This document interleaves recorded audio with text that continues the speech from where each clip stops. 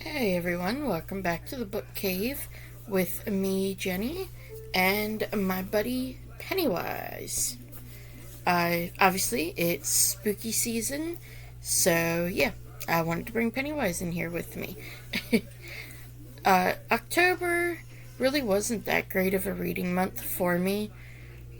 I only listened to one audiobook, I believe, and usually I listen to at least two, and I really didn't read that many books, so this is going to be a kind of short one. You Again is a romantic comedy book about Ari and Josh, and it was inspired by When Harry Met Sally, as well as originally starting life as a Reylo fanfic. And I'm not sure why exactly I keep finding Reylo fanfics when I pick up a new contemporary romance. But yeah, honestly, I didn't really see that aspect of it a whole lot. I do feel like the characters were kind of flat, but I feel like in romances that's kind of common so that you can kind of self-insert yourself into there. And I did kind of like the way the timeline progresses, that they meet at these different points in their lives, and then you have the largest chunk is when they're finally both single and kind of, ready for a new relationship or at least a friendship. And I did like the fact that it wound up being friends to lovers, because I feel like they had a really good friendship, like once they kind of got past the initial antagonism. They were able to really build a good friendship, and it was rather funny at points. Some of the things I did feel like were a little over the top, but with Ari being a stand-up comedian, I suppose I see how that could go in as well. I will say this is definitely a romance. That is all there is to it. It's completely romantically plot driven. If you want kind of like anything else, that's not really there. So overall, it's not bad.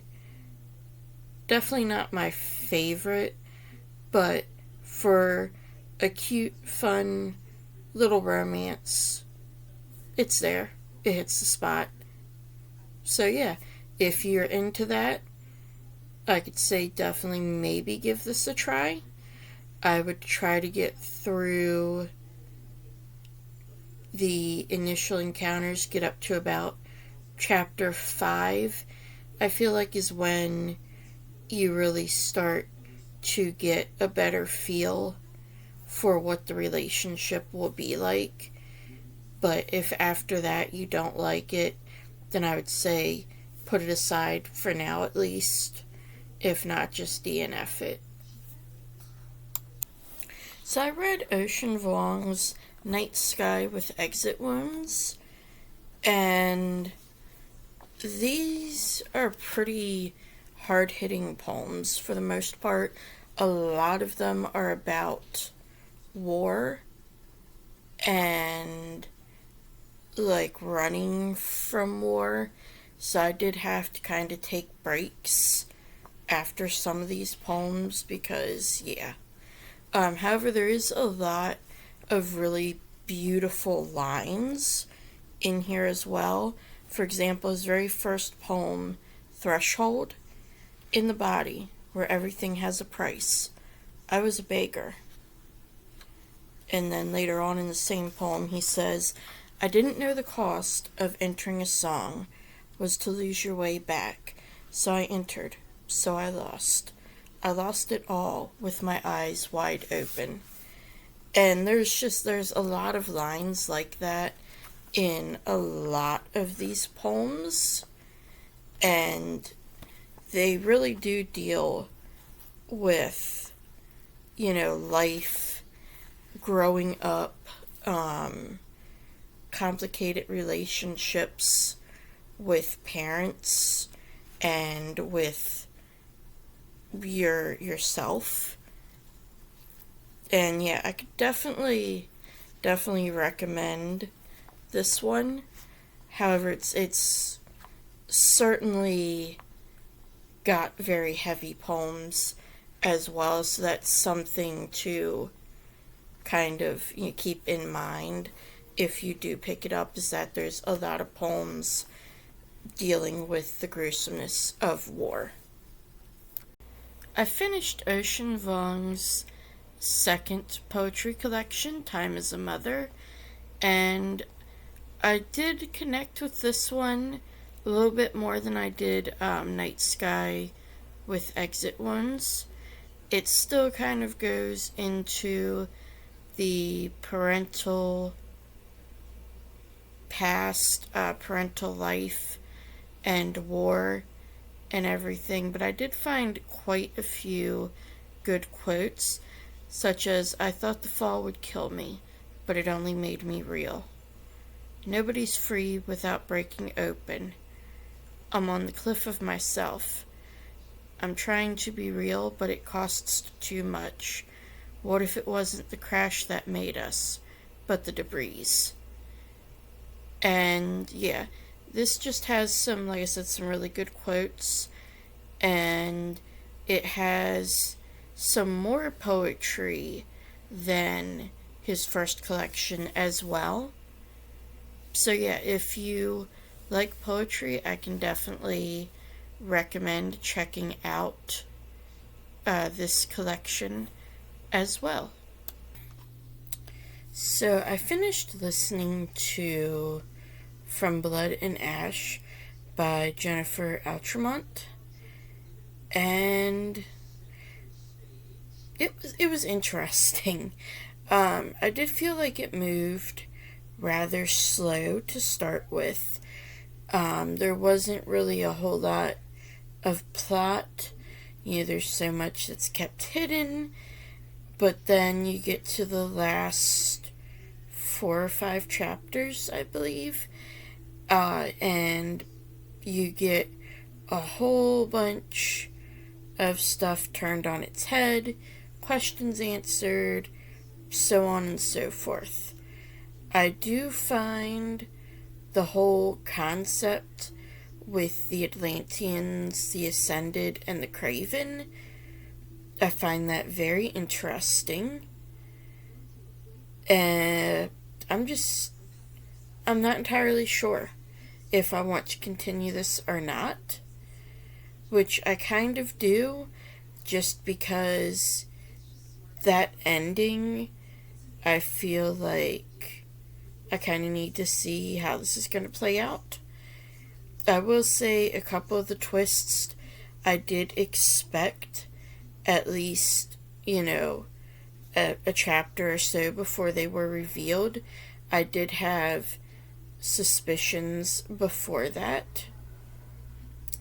But yeah, so this was definitely an interesting ride. This is a rather long book. And one thing I can say is I really wasn't all that invested in the relationship between Poppy and Huck. I didn't really feel any vibes there. I didn't really see any reason that, Huck would have picked her. Although I suppose, later on we do find out some. And then Poppy's supposed to be this cloistered away maiden kept from people. But, the few friends she has, she is close to. And it just feels kind of like bouncing back and forth with that. You know, she goes from being incredibly naive to actually being relatively smart. You know, so yeah. Again, I'm just up in the air with this right now. But if I do decide to get more books, I will review them here and let you all know what I think. So that's everything I read in October. I did pick up some more books from the library. I got the Alice in Borderland manga series, and this is about an 18-year-old boy who really doesn't know what he wants to do with his future, and he gets sucked into an alternate world known as Borderland and basically has to fight for survival. Sounds pretty interesting, and this is 18 volumes, 9 volumes in this 2-in-1 version. And I do like the spines, when they're all together, make a cityscape of, I believe it's Tokyo, because I believe that's what it is. It's a alternate Tokyo that he goes to. And then the other book I got was Murakami Tea, which is a book by Haruki Murakami.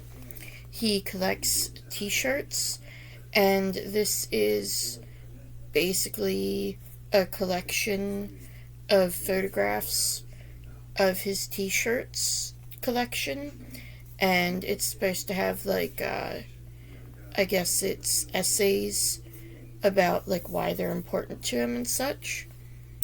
So I figured this might be an interesting place to start with Murakami. I've not really read anything by him, so I thought this might be interesting to pick up, and I'll eventually go on to others of his works. So yeah, that's all I have for you today, and I will see you next time in the book cave. In the meantime, to see more videos, go ahead and hit subscribe and like this video.